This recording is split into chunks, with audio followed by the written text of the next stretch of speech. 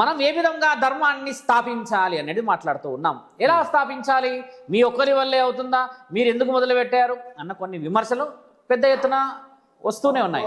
అయితే మీరన్న ప్రశ్నకి ఎలా స్థాపిస్తారు శివరుద్ర సాధువు గారు అని అంటే, మనందరం ఒక చిన్న అణువంతం ఉన్న ఒక ప్రపంచంలో ఉన్నాం ఇప్పుడు. అంటే చిన్న జీవితాలు మన అందరి.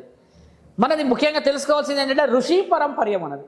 ఋషి పరంపర్య అంటే మీకు తెలిసిందే, అంటే సనాతనంలో ఎన్నెన్ని వస్తాయి, ఏమేమి వస్తాయి, ఏ విధంగా వస్తాయి అని చెప్పుకోవడం అనేది ఒకవేళ ప్రోలాంగ్ డిస్కషన్ అయినా కూడా ఇప్పుడు మన హిందువులము లేకపోతే ఇంకే ఏ కులం కానీ ఇంకా ఏ మతాల గురించి కానీ మాట్లాడుకోవాల్సిన అవసరం లేదు.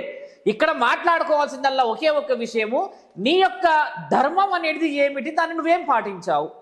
దేవాలయాలకు వెళ్ళావా, గుడులు గోపురాలకు వెళ్ళావా, నీ ఇంట్లో కుటుంబాలను గౌరవించావా, నిన్ను కట్టుకొని నిన్ను నమ్ముకొని వచ్చిన ఒక భార్యనికి విలువిచ్చి గౌరవించుకున్నావా, నీ కడుపులో కన్నా పిల్లలకి నీ యొక్క జాతి గొప్పతనం చెప్పావా, దాని ద్వారా నువ్వు ఏదైనా సభలకో లేకపోతే ఇంకేదైనా ధర్మ కార్యక్రమాలకు వెళ్ళావా అన్న ఈ విషయ వివరణలు జరుగుతూ ఉన్నాయి ఇక్కడ.